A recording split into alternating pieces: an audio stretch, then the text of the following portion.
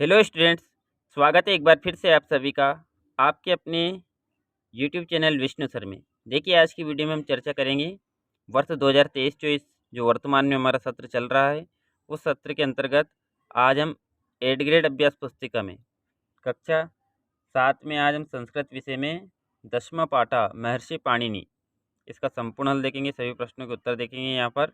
तो देखिए, महर्षि पाणिनि यहाँ पर 10वें पार्ट में जो दिया हुआ है वो महर्षि पाणिनि के बारे में है। तो हम वीडियो शुरू करने से पहले आपसे निवेदन है कि चैनल पर यदि नए हो तो चैनल को सब्सक्राइब कर ले, जिससे हमारी प्रत्येक वीडियो आप तक पहुँचती रहे। तो आइए हम 10वें पार्ट महर्षि पाणिनि के बारे में समझते हैं और उनके प्रश्नों के उत्तरों को लिखेंगे। तो देखिए, महर्षि पाणिनि के बारे में थोड़ा सा समझ लीजिए, कौन थे महर्षि पाणिनि। तो महर्षि पाणिनि जो थे वो एक व्याकरण के सूत्रकार थे। उन्होंने व्याकरण के ऊपर 4000 सूत्र बताए, नियम बताए। किसके? व्याकरण के। संस्कृत भाषा की व्याकरण के जो सूत्र है उनकी एक व्याकरण ग्रंथ नामक किताब में है, जिसका नाम है अष्टाध्यायी।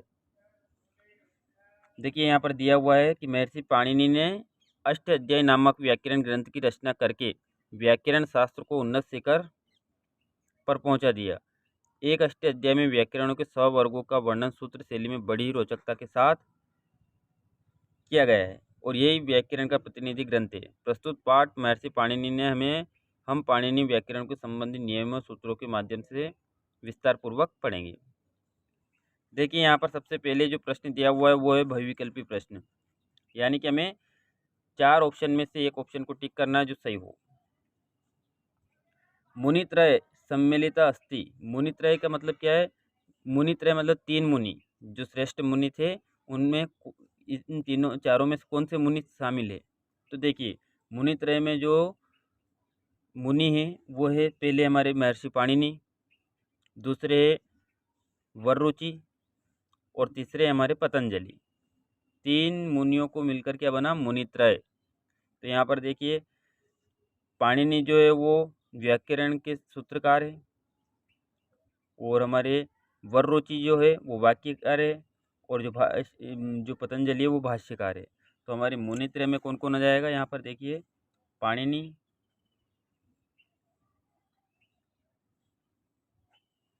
फिर वाक्यकार है हमारे वररुचि,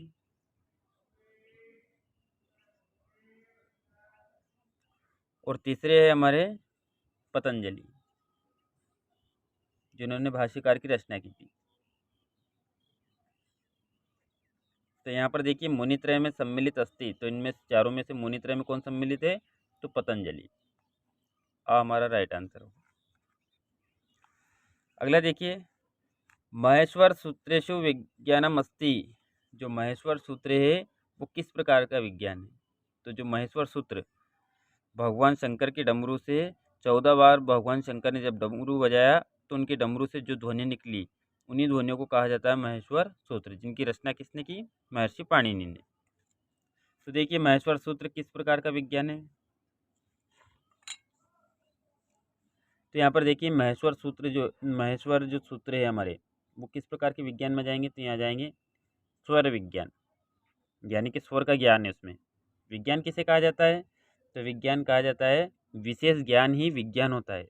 तो विज्ञान कौन सा? एक गणित विज्ञान होता है, भौतिक विज्ञान होता है, खगोल विज्ञान होता है, स्वर विज्ञान यानी स्वर का विशेष ज्ञान। तो महेश्वर सूत्र से हमें स्वर का विशेष ज्ञान प्राप्त होता है, इसलिए महेश्वर सूत्र स्वर विज्ञानम अस्ति। तो हमारा दा सही उत्तर होगा। प्रश्न पहला देखिए, अब एक पद में उत्तर लिखना, केवल हमें एक शब्द में उत्तर लिखना है। यहाँ पर समस्त भारतीय भाषा नाम जननी का भाषा। समस्त भाषा जो भारतीय भाषा है उनकी जननी किसे का कौन सी भाषा को कहा जाता है? किससे जन्म हुआ सभी भाषा होगा? तो देखिए, सबसे प्राचीन भाषा देव भाषा किसे कहा जाता है? संस्कृत भाषा को। और इसी संस्कृत भाषा से सभी भाषाओं का निर्माण हुआ है। तो हमारी सभी भाषाओं की जननी किसे कहा जाएगा? संस्कृत भाषा। अगला प्रश्न देखिए, यहाँ पर दिया हुआ है प्रश्न नंबर दूसरा कि पाणिनि कस्य व्याकरणस्य नियमनाम रचयिता। जो पाणिनि थे उन्होंने किसकी व्याकरण की नियम की रचना की? तो संस्कृत व्याकरण की। यहाँ पर हमें याद रखना है कि संस्कृत व्याकरण की रचना, नियमों की रचना पाणिनि जी ने की थी। तो यहाँ पर संस्कृत व्याकरण है। फिर प्रश्न नंबर तीसरा देखिए, सूत्रकार किसे कहा जाता है? तो पाणिनि सूत्रकार।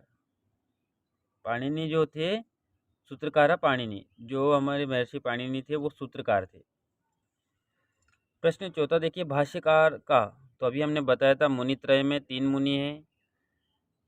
जो सूत्रकार है वो पाणिनि है, वाक्यकार है वो वररुचि है, और भाष्यकार है वो हमारे पतंजलि है। तो हमको तीनों को याद रखना है कि सूत्रकार पाणिनि, भाष्यकार पतंजलि और वाक्यकार वररुचि। इन तीनों मुनियों को क्या कहा जाता है? मुनित्रय। प्रश्न नंबर 5वां देखिए, पुरा काले विश्वविख्यातम अध्ययन केंद्रम किम आसीत्। जो पुरा काल यानी कि पहले में प्राचीन समय विश्वविख्यात अध्ययन केंद्र कौन सा था? तो यहाँ पर देखिए, पुरा काले तक्षशिला विश्वविख्यातम अध्ययन केंद्रम आसीत्। जो तक्षशिला है वो विश्वविख्यात अध्ययन केंद्र था हमारे पुरा काल यानी पहले के समय में। कहा महाव्याकरण, तो देखिए का महाव्याकरण, तो दाक्षीपुत्र कौन महाज्ञाता था?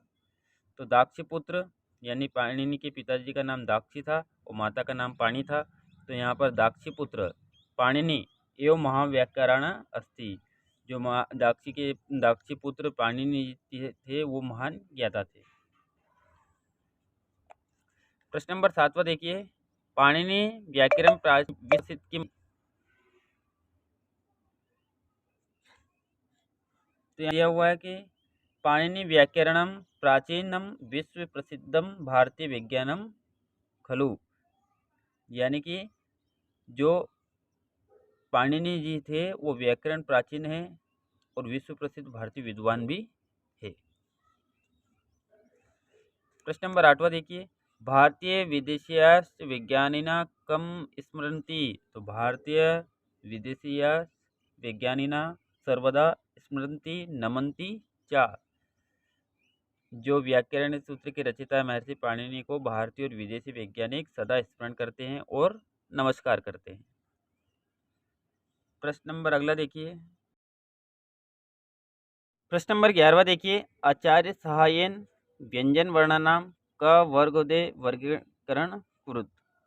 तो यहाँ पर देखिए हमें व्यंजन वर्ण का वर्ग का, जो का, ख, ग, घ, अंग, इनका हमें वर्गीकरण करना है व्यंजन वर्ग का। तो का वर्ग को लिखना था यहाँ पर। और देखिए जो महेश्वर सूत्र थे उसमें हमारा जो कुल मिलाकर 14 सूत्र है महेश्वर सूत्र। यहाँ पर शब्दों के 14 है, जो वर्ण है उसमें 14 सूत्रों के माध्यम से बताए गए हैं। तो जो 12वां सूत्र है क प य, तो ये लिखकर हमें का वर्ग लिखना है, क ख ग घ अंग। अगला प्रश्न देखिए, प्रश्न नंबर 12वां। प्रश्न नंबर 12वें में दिया हुआ है कि तस्मै पाणिनि नमः इति श्लोकम पुरीयत। तो देखो इस श्लोक को हमें पूरा करना है। तो येन अक्षर सम्माम्न याम अधिगम्य महेश्वरात् कृतस्नम व्याकरणम प्रोक्तम तस्मै पाणिनि नमः। इसका अर्थ हुआ कि जिसने महेश्वर से वेद को समझकर, महेश्वर से यानी कि जो भगवान शंकर ने डमरू बजाया 14 बार, वो जो ध्वनि निकली उस ध्वनि को समझकर समग्र व्याकरण को बतलाया, उस पाणिनि को नमस्कार।